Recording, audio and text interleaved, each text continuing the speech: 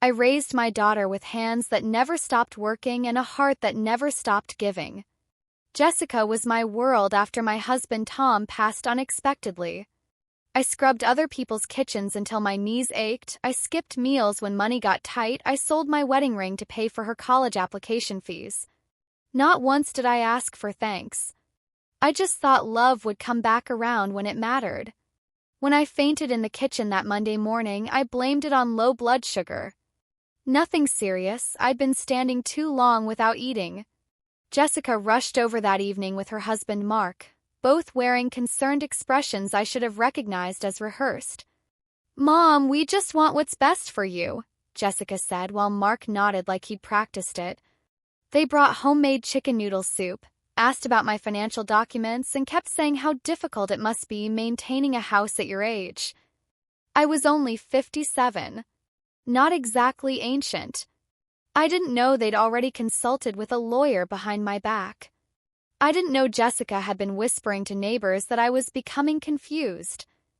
I didn't realize Mark had already photographed my valuables for an estate sale listing he hadn't posted yet. A week later, they invited me to lunch. "Just us three," Jessica smiled. "You deserve a break, Mom." I didn't pack an overnight bag. I didn't bring my medication list. I didn't even wear comfortable shoes. They drove me to a building with beige walls and industrial carpet. Golden Meadows Assisted Living, the sign read. Jessica's smile never faltered. "Just for a few days," she promised. "You need rest, Mom.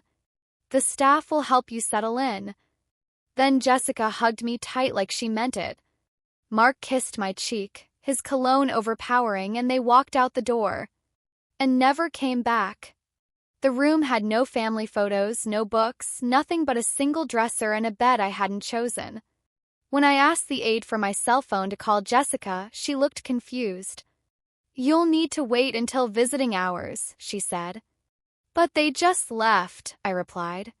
Her expression changed as she showed me a form with my name on it and Jessica's signature. Boxes checked. Medical consent. Residential admission. Observation status. My daughter had committed me. I sat on that unfamiliar bed with my hands folded in my lap, trying not to shake. But I shook anyway. The next morning, I asked to speak with the administrator. I told her there must have been a mistake. I wasn't senile, I wasn't helpless. She looked at me with practiced sympathy. "Your daughter indicated you're experiencing confusion spells," she said gently. "We were told to expect long-term placement." I wanted to scream, but I didn't. Screaming would only prove them right. So I waited. For 3 days, I sat in that room with its view of a courtyard where elderly residents shuffled in circles or stared vacantly at birds. Some drooled. Some yelled at nothing. Some just existed, waiting for visitors who rarely came. Is this how I end? I thought. After everything I sacrificed? After everything I gave to make sure Jessica had opportunities one never did? On the 4th day, I finally got access to a phone. I called Jessica. Straight to voicemail. I called again. Voicemail. Then I tried Mark. 1 ring, then nothing. Blocked. The same man who used to come to my house for Christmas dinner, who called me Mom when he wanted to borrow money for his startup business, had blocked my number. That night, I asked the evening nurse for a pen and notebook. I told her I liked to journal. She kindly brought me a spiral notebook from the activities room. I didn't write poems. I didn't write prayers. I wrote facts, dates, account numbers, property records. My lawyer Diane Peterson's contact information. She hadn't heard from me in years but had always treated me with respect. I wrote everything down like a battle plan. 'Cause that's what it was. I wasn't confused. I wasn't helpless. And I certainly wasn't dead. They thought I wouldn't notice my name missing from my own utility bills. They thought I wouldn't realize my checking account had been frozen. They thought that because I was in my 50s, I couldn't fight back. But I had raised a daughter alone. I had survived a husband's death and breast cancer at 43. I wouldn't just survive this, I'd return. And when I did, I wouldn't ask for my keys back. I'd sell the whole damn house and watch Jessica's face crumble when she realized what she'd done. 'Cause sometimes the quietest woman in the room is just waiting for her moment. And mine was coming. Diane Peterson didn't answer when I first called. I left a message, short, clear, and deliberate. Diane, this is Patricia Miller. I believe my daughter has committed fraud using my name and placed me in a facility against my will. I still have access to my joint savings account and important legal documents. Call me back. She returned my call the next morning. Patricia, she said, sounding concerned. Are you safe? As safe as a woman can be when her only child locks her away and thinks she won't fight back, I replied. Tell me everything, she said. So I did. Diane arrived that Friday, drove 2 hours through pouring rain, marched through Golden Meadows' front doors, and told the receptionist she was my attorney. The staff got nervous, very nervous. The facility director pulled Diane aside and tried to explain how they'd acted in the residents' best interest. Diane wasn't having it. She came into my room with her briefcase and determination in her eyes. You're not staying here another day, she said. And if they give us any trouble, we'll add them to the lawsuit. Felt like taking my first full breath in weeks. We reviewed everything. The documents Jessica had forged, the power of attorney I never signed, the deed to my house that still listed only my name, the joint account Jessica believed I'd forgotten about. I'd always kept her name on that account in case of emergency. She didn't know I could still access it remotely. Do you want to go nuclear? Diane asked.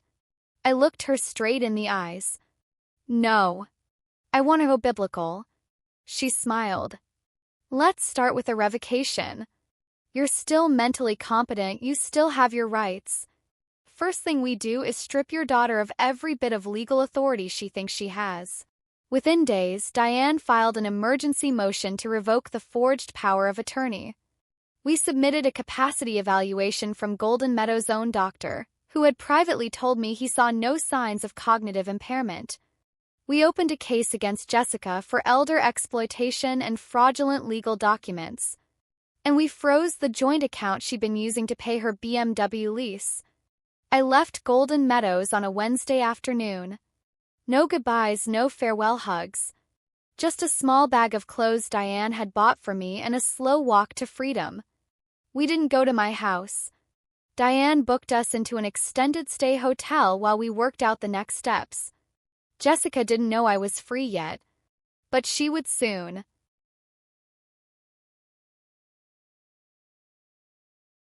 That weekend, Diane filed a petition to enforce a partition sale of my property. Since Jessica and Mark were living in a home they didn't legally own and I hadn't given consent for them to stay, we had every right to force a sale. If they refused to vacate, we'd go through the courts and law enforcement would remove them. And because I was still the legal owner, every penny from the sale would come to me. I pictured them sitting on my velvet couch, drinking wine they couldn't afford, bragging to friends about how they inherited a house from a confused old lady. They didn't inherit anything. They stole it. And now they were going to choke on their lies. The legal process moved quickly. We served them the paperwork at 7 a.m. on a Tuesday. According to Diane's process server, Jessica screamed, Mark turned pale and they slammed the door. I didn't need to witness it. Knowing was enough. That evening my phone rang, a number I didn't recognize. I let it ring, then it rang again and again. I finally answered. Mom. Jessica's voice was small, almost childlike. We got something in the mail today. Is this real? I didn't respond. You can't be serious, she continued, her voice rising. You're going to kick me out of my own house? I took a deep breath. You mean the house you threw me out of? Silence. I never signed those documents, I continued. You forged my name, froze my accounts, and tried to erase me. That's not what happened. Mark thought. I don't care what Mark thought, I interrupted. You're the one I raised, and you let him put me in a box before I was even buried. Her voice shook. You're really going through with this?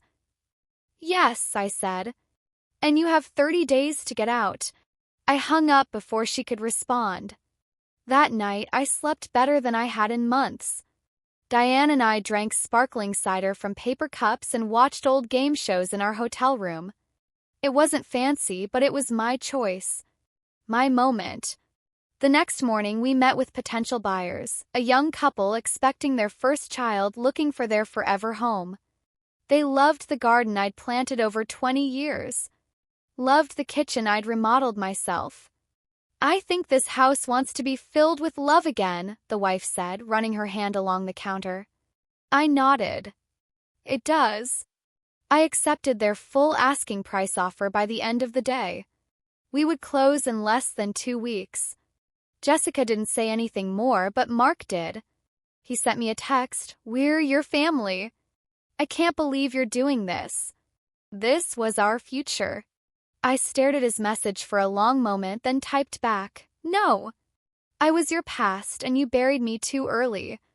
Then I blocked his number. I didn't cry. I didn't smile. I just breathed and waited for closing day. 'Cause I had one more step in my plan and I was saving the best for last. The last time I walked through my old house, it was nearly empty.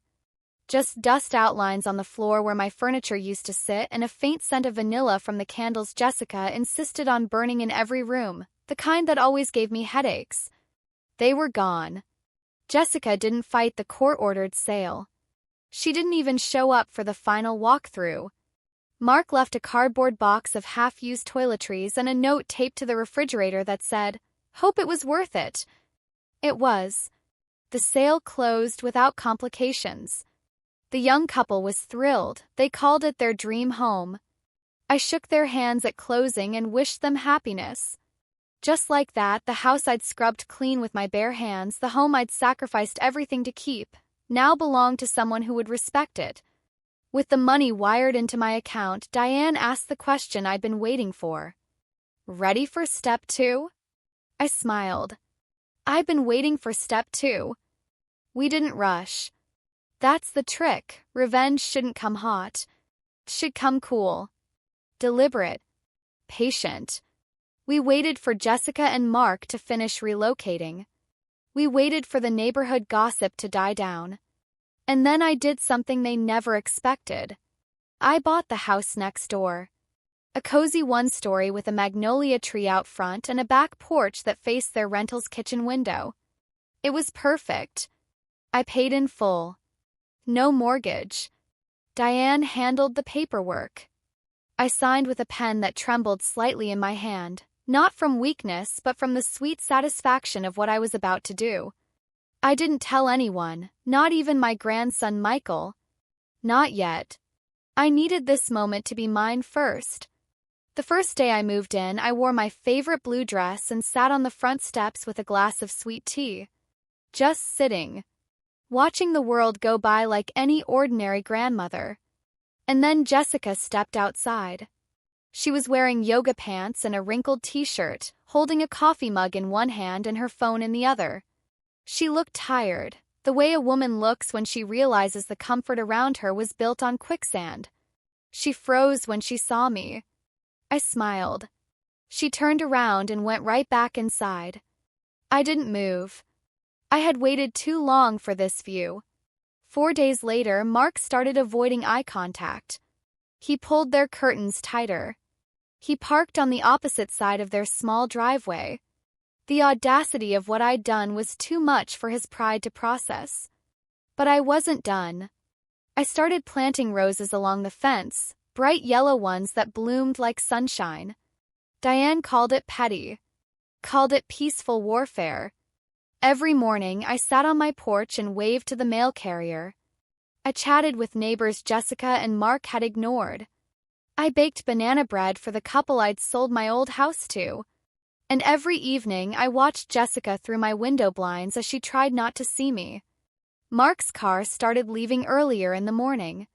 Sometimes he didn't come back for days. Jessica stayed inside most of the time, lights on at 2 a.m., TV flickering through the curtains. I could only imagine their conversations, but I didn't have to wait long to find out. One afternoon, Michael came walking down the sidewalk with his backpack slung over his shoulder. He hesitated at my fence, then crossed over and knocked on my door. I opened it slowly. "Grandma," he said, "can I sit with you for a while?" I didn't ask questions. I just opened the screen door and let him in. We sat on the porch side by side. I poured him a glass of lemonade just like I used to when he was little and afraid of thunderstorms. He didn't say much at first. Then, "I heard what they did to you." "I'm sorry." I didn't respond. I just looked at him. "They told me you had dementia," he continued. "Said you weren't safe alone. But you don't seem confused to me." I gave him a soft smile. "I never was." He leaned forward. "Why did you buy the house next door?" "Because your mother needed a reminder," I said. "One she could see from her kitchen window every day." Michael laughed. "You're tougher than I thought, Grandma." I laughed too, a real full laugh. "No, honey. I'm just finished pretending I owe anyone my silence." He stayed for dinner that night. Told me he missed my meatloaf, that Jessica never learned how to season anything properly. I didn't ask about their marriage. I didn't need to. Some storms speak for themselves. The next morning, Jessica came to my door. I didn't flinch. I didn't stand up. She stood on my porch, purse clutched in her hand like a shield. "Why are you doing this?" she asked. I sipped my tea. "Doing what?" "Living here. Cross the street. Watching us." I tilted my head. "I bought this house because I liked the view." "You're trying to punish me." I shook my head. "No, Jessica. That part already happened. You did that when you called me a burden." She looked away. "I raised you alone," I continued. "Carried you through everything. And when I needed help, you left me in a room with strangers and called it mercy. Called it love. I thought." "No," I interrupted. "You didn't think. You took. You erased. You assumed I wouldn't fight back." She had no words. I stood slowly and walked to the door. "This is my piece, Jessica. Don't knock unless you plan to earn your way back into it." Then I closed the door. I didn't cry. I didn't tremble. I just sat back in my chair and watched the magnolia tree bloom. 'Cause the view never looked better. Some people think closure comes when someone says they're sorry. I don't believe that. I believe closure comes when you can sit in silence and know you no longer care what they think. When their presence no longer stirs your blood. When your peace is so loud it drowns out their shame. That's the kind of silence I woke up to every morning now. The roses along my fence grew brighter. My kitchen smelled like lemon cleaner and fresh bread. I had started painting again, small canvases at first, just color studies. Then one morning I painted a picture of my old house from memory, except I replaced the windows with fog because that's what it felt like now, a beautiful place haunted by people who couldn't see straight. Jessica had stopped speaking to me, not a word since that morning on my porch. I'd see her walk out to check the mail or take out the trash, but she never glanced my way. That was fine. I wasn't looking for reconciliation. I was looking for truth to sit with her like a shadow she couldn't shake. Mark, on the other hand, had become louder. Aggressively loud. He threw backyard barbecues, blasting music during dinner time. He hosted poker nights, laughing just loud enough to float over the fence. I could hear him talking about me to their guests. "She's clearly lonely. Why else would she move next door? She's obsessed with us. It's weird. She needs to let it go. We're happy. She's bitter." I didn't respond. Not once. Because happy people don't need to shout it from the lawn. Then one Sunday morning I looked outside and saw a for sale sign in their yard. I nearly spilled my tea. It was crooked, like they had rushed to shove it in the ground. Jessica stood beside it, arms crossed, her shoulders tight. Mark came out minutes later, still in his bathrobe, arguing with her. I couldn't hear the words, but her body language said enough, pointing, gesturing, pacing. I watched from my porch like it was theater. I wasn't gloating, not really. I was witnessing the storm I'd already survived finally catching up to the people who created it. Later that week, Michael came over again. He'd been visiting more often, said he liked the quiet at my house, said he missed real food. "Can I help you with the garden?" he asked. I handed him gloves and a trowel. "You know," he said while planting new marigolds, "I heard them talking about moving. Mom wants to go to Arizona." I nodded. "And your father?" "He doesn't want to leave, but he doesn't want to stay here either." "Why not?" Michael looked up at me. "Because every time he looks outside, he sees you." I didn't say anything, just patted the soil down and smiled. That night, I pulled out the notebook I'd used at Golden Meadows, the one filled with my battle plan, the facts, the names, the account numbers. I wrote one final sentence at the bottom of the last page. They thought they buried me. They didn't know I was a seed. Then I closed it for good. 2 weeks later, the for sale sign came down, not because the house sold, but because Jessica moved out. I watched her drive away with her trunk full of suitcases and her mouth set in a grim line. No hugs. No goodbyes. She didn't even glance at Mark on the porch. Just got in her car and drove off like she couldn't escape fast enough. Mark sat outside for hours that evening. Alone. No music. No friends.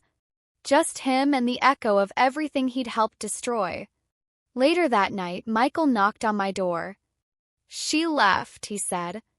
"Didn't even say goodbye."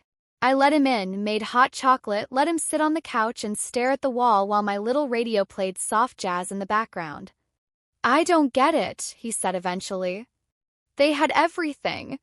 I looked at him. "No, honey. They took everything and built it on lies. That doesn't last." He nodded slowly. "Can I stay here tonight?" "Of course," I said. "Any time." He stayed that whole weekend. We cooked together. Played cards. I showed him old photos of his grandfather, told him stories Jessica never bothered to share. He laughed, really laughed, and I saw something in him that made my heart soften. He still had goodness, still had time to choose a different path. Maybe this story wasn't just about revenge. Maybe it was about reclaiming something bigger, a legacy, a truth, a love that doesn't vanish just because someone called it inconvenient. As I tucked Michael into the guest room that night, he turned to me and whispered, "You're not a burden, Grandma." I smiled through tears. "I know, baby. I know that now." And with the porch light glowing and the curtains drawn, I sat by the window watching the house next door, now quiet, now dim, now hollow, and thought, this is what justice sounds like. Not rage. Not noise. Just the quiet hum of peace returning where pain once lived. 3 weeks later, I received a letter from Diane. Inside was the final draft of my updated will, neatly written and fully notarized. Mark and Jessica got nothing. Not a penny. The house I now lived in was willed to Michael when he turned 21. Until then, a trust fund would cover his education and living expenses. The rest of my estate, every bit of retirement savings, home sale profits, and insurance money, would go to a fund I helped establish through the community center, the Miller Family Legacy Grant.